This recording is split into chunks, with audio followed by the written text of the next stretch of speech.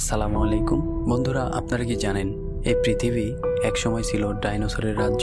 বিশাল শক্তিশালী আর আধিপত্য বিস্তারকারী প্রাণীদের শাসনে মুখরিত ছিল গ্রহের প্রতিটি প্রান্ত। কিন্তু একদিন প্রকৃতির নিষ্ঠুর নিয়মে তারা হয়ে গেল ইতিহাস। কিন্তু কিভাবে তারা হঠাৎ করে বিলুপ্ত হয়ে গেল, আজকে আমরা জানব ডাইনোসরের বিলুপ্ত এবং নতুন করে ফিরে আসার রহস্য। 1824 সালে প্রথম ডাইনোসরের জীবাশ্ম আবিষ্কৃত হয়। সেখান থেকে আমরা জানতে পারি কোটি কোটি বছর আগে ডাইনোসররা এই পৃথিবীর বুকে রাজত্ব করত। তাদের প্রজাতির সংখ্যা ছিল 700-র বেশি। কিন্তু হঠাৎ একদিন তারা সবাই বিলুপ্ত হয়ে গেল। কি ঘটেছিল সেই দিন?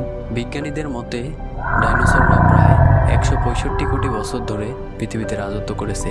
আর 66 কোটি বছর আগে এক বিশাল উল্কাপিণ্ড মেক্সিকোর ইউকানাট উপদ্বীপে আঘাত করে। এতে তৈরি হয়েছিল 10 কিলোমিটার চওড়া একটি গর্ত। সেই সংঘর্ষে পৃথিবীতে তৈরি হয়েছিল এমন এক ধুলো ও গ্যাসের স্তর যা সূর্যের আলোকে ব্লক করে দেয়। শুরু হয়েছিল দীর্ঘমেয়াদী শীতলতা। এই অবস্থায় ডাইনোসরের খাদ্যচক্র ধ্বংস হয়ে যায়, আর এই কারণেই ডাইনোসররা চিরতরে বিলুপ্ত হয়ে যায়। একটা মজার বিষয় হলো, সব ডাইনোসর কিন্তু পুরোপুরি বিলুপ্ত হয়নি। বিজ্ঞানীদের মতে বর্তমানে পাখিরা সেই প্রাচীন ডাইনোসরদের বিবর্তিত রূপ। তাই আমরা বলতে পারি ডাইনোসরের উত্তরাধিকার এখনো আমাদের আশপাশে রয়েছে। বিজ্ঞানীরা কিছু আধুনিক প্রযুক্তির সাহায্যে ডাইনোসর ফিরিয়ে আনার চেষ্টা করছেন। এর মধ্যে সবচেয়ে আলোচিত পদ্ধতি হলো ডিএনএ রিসারেকশন বা হারিয়ে যাওয়া ডিএনএ পুনরুদ্ধার। এই ধারণা কল্পবিজ্ঞানের মতো শোনালেও বাস্তবে কিছু গবেষক প্রাচীন ডাইনোসরদের ডিএনএ সংগ্রহ করতে কাজ করছেন।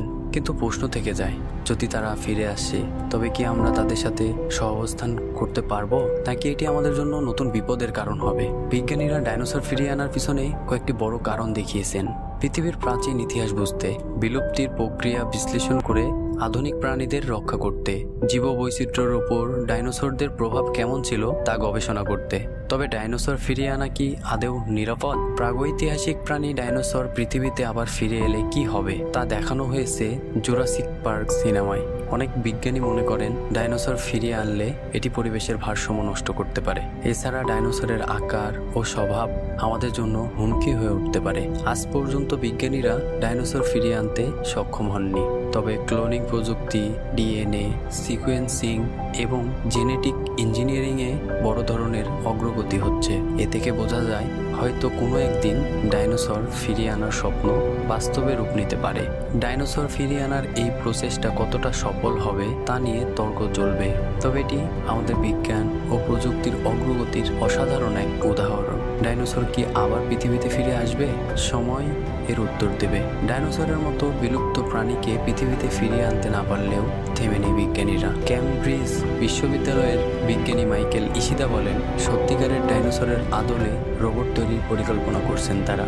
এই রোবটের মাধ্যমে ডাইনোসরের বিবর্তনের ইতিহাস সম্পর্কে আরো ভালোভাবে জানা যাবে বলে আশা করা হচ্ছে। তবে ডাইনোসরের বিলুপ্তি আমাদের শেখায় পৃথিবীতে কিছুই চিরস্থায়ী নয়। প্রকৃতি নিজের নিয়মে সবকিছু বদলে দেয়, কিন্তু সেই পরিবর্তনই আমাদের কৌতূহল বাড়ায় এবং শেখার পথ তৈরি করে দেয়। ডাইনোসরের গল্প যেমন রহস্যময় তেমনি বিস্ময়কর। আর যদি ভিডিওটি ভালো লাগে চ্যানেলটি সাবস্ক্রাইব করতে ভুলো না।